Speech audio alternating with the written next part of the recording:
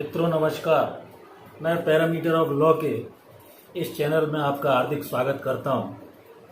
आज का important topic है law enforcing agency CBI, ED और एनसीबी।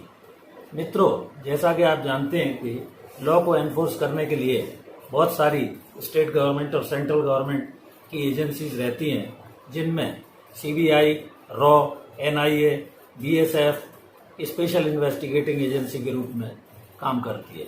सेंट्रल गवर्नमेंट की एजेंसी सीबीआई, ईडी और एनसीबी का जो रोल सामने आया वो एक सुशांत सिंह मर्डर केस, जो फिल्मी इंडस्ट्री में फिल्म बनाते थे, उस समय सुप्रीम कोर्ट के डायरेक्शन के बाद ये तीनों एजेंसी फंक्शन में आई।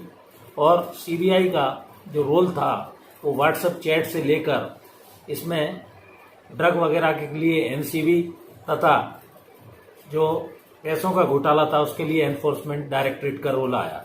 तो आज मैं इन तीनों एजेंसीज के बारे में आपको बताता हूँ। लॉ एनफोर्समेंट एजेंसी हैं ये तीनों, और किसी भी एजेंसी, इनका काम है सिक्योरिटी सेफ्टी के लिए इन्वेस्टिगेशन करना, इंक्वायरी करना और उस फैक्ट फाइंडिंग उसको गवर्नमेंट को सौंपना है जो भी स्थिति इनके सामने आती है। इसमें सीबीआई जो है वो व्हाट्सएप चैट के जरिए सुशांत सिंह केस में बहुत सारी चीज़ें सामने आई थी, और ड्रग्स वगैरह का उसमें कई लोगों को पकड़ा गया, कौन ड्रग लाता था, किसके लिए लाता था, क्यों लाता था, तथा पैसों का घोटाला एनफोर्समेंट डायरेक्टरेट आदि ने देखा।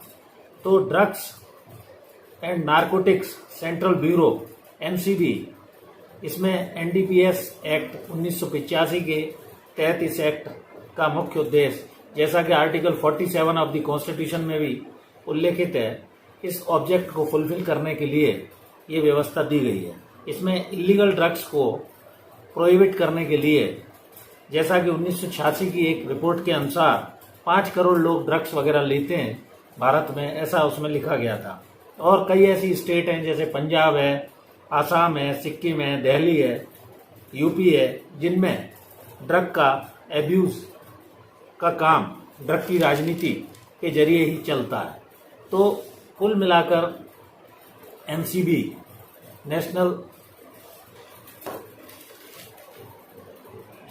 नारकोटिक्स कंट्रोल ब्यूरो का कार्य इन्होंने इस तरह से इसमें बतलाया था।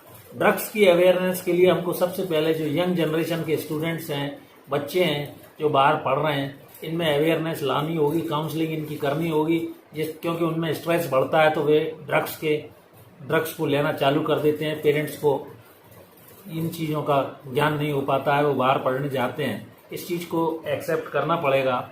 और शेमिंग आदि, तो यंगर जनरेशन्स पर हमको अवेयरनेस के रूप में इस चीज़ को लेना होगा, जिससे ड्रग्स आदि का कंट्रोल हो सकता है। अब मैं आपको powers and functions of national narcotics control bureau के बारे में बताता हूँ। इसका हेडक्वार्टर दिल्ली है, तथा जो दिल्ली हेडक्वार्टर है और होम अफेयर्स के अंदर ये आती है पावर्स और फंक्शन में। दूसरा, नारकोटिक्स कंट्रोल जो ब्यूरो है, इसमें सुशांत सिंह केस में सीबीआई जांच के ऑर्डर देने के बाद कस्टम ब्यूरो ने लॉ एनफोर्सिंग एजेंसी के रूप में एनसीबी ने कार्य किया था।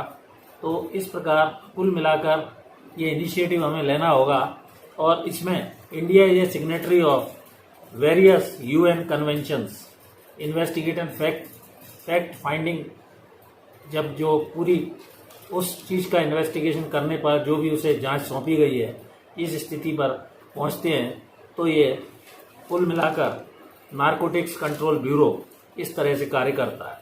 अब सीबीआई का जो काम है, सेंट्रल ब्यूरो ऑफ इन्वेस्टिगेशन, इसका संथानम तथा सीबीआई ने 1941 में सेकेंड वर्ल्ड वार के करप्शन के समय सीबीआई को जांच सौंपी गई थी। संथानम कमेटी भी इसके लिए बनी। होम अफेयर्स ऑफ पर्सनल, इसके लिए पीएम के अधीन ये कार्य करती है। और स्पेशल पुलिस इन्वेस्टिगेशन ये होता है, इसके लिए यह सीबीआई बनाई जाती है। इस केस में भी सीबीआई द्वारा सुशांत सिंह वर्मा के केस में पीएमओ के अधीन है, पर्सनल इसमें ट्रेनिंग उसको दी जाती है और पीएमओ डिपार्टमेंट के अधीन सेंट्रल विजिलेंस कमीशन रहता है। इसमें 3 विंग रहती हैं, एक इकोनॉमिक ऑफेंसेस के विंग को देखती है, दूसरा एंटी करप्शन आदि के संबंधित सीरियस नेचर के केसेस होते हैं और तीसरा स्पेशल क्राइम इसमें इन्वॉल्व होते हैं। तो नेशनल इंपॉर्टेंस के मैटर्स ये सीबीआई देखती है। इसका भी हेडक्वार्टर दिल्ली में है और पब्लिक इंपॉर्टेंस के केसेस को सीबीआई देखती है। इसमें ऋषि कुमार शुक्ला इसके डायरेक्टर थे और एज ऑफ नाउ इसको RTI right to information act से एग्जम्प्ट रखा गया है, अर्थात सूचना के अधिकार के तहत सीबीआई के जो भी डॉक्यूमेंट्स वगैरह हैं उसके इन्वेस्टिगेशन के उनको प्राप्त नहीं किया जा सकता है। सीबीआई का क्रिमिनल जस्टिस सिस्टम में बहुत इंपॉर्टेंट रोल है और ये एक इम्पॉर्टेंट एजेंसी है। एक इम्पॉर्टेंट मामले में Vinita Narayan versus union of India में माननीय सर्वोच्च न्यायालय द्वारा हवाला स्कैम गवर्नमेंट के जिसमें हाईली रैंक्ड ऑफिसर इन्वॉल्व थे, एक्सट्रीमली इन्फ्लुएंस्ड होने के कारण फॉर्मल डायरेक्टर वगैरह जैसे आलोक वर्मा, रंजीत सिन्हा आदि पर भी कई आरोप लगाए गए थे। तो इसमें माननीय सर्वोच्च न्यायालय ने ये तब कहा कि CBI has become state parrot, failed investigation failed हुआ था। सीबीआई की जो प्रॉब्लम है वो ऑटोनॉमी है और कोलगेट स्कैम आदि भी हुए थे जिसमें गवर्नमेंट पावर में होती थी उसकी कठपुतली बनकर सीबीआई कार्य करती थी, ऐसा कहा गया था।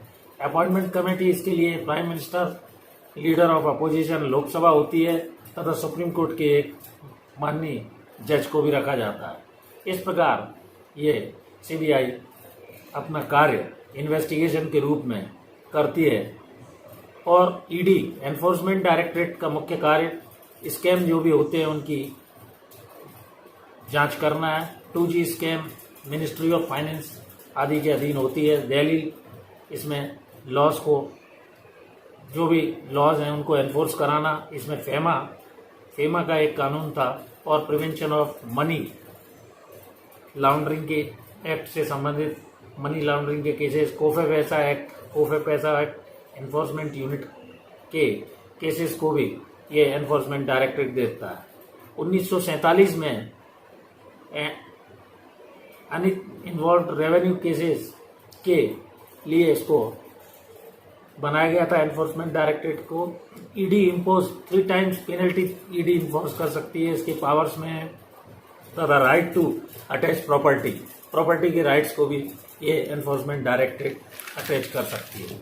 इस प्रकार ये 3 जो एजेंसी हैं सेंट्रल गवर्नमेंट की वो काफ़ी सिविलाइज्ड सोसाइटी में लॉ एनफोर्समेंट एजेंसी के रूप में कार्य करती है और सिक्योरिटी और सेफ्टी के रूप में इनको जो भी काम सेंट्रल गवर्नमेंट सौंपती है उसको सही ढंग से, निष्पक्ष ढंग से ये एजेंसी पे काम करती है। सीबीआई, एनसीबी और एनफोर्समेंट आदि का कार्य।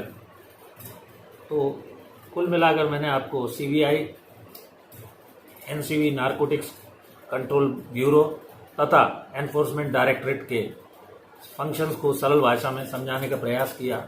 आशा करता हूं कि ये तीनों एजेंसी जो मैंने आपको बतलाई ये सिविलाइज्ड सोसाइटी की सिक्योरिटी सेफ्टी में अपना अहम योगदान दे रही हैं। Thank you for watching this video. यदि ये मेरा वीडियो आपको अच्छा लगे तो प्लीज़ लाइक, शेयर तथा subscribe my channel. Thank you for watching this video. नमस्कार मित्रों।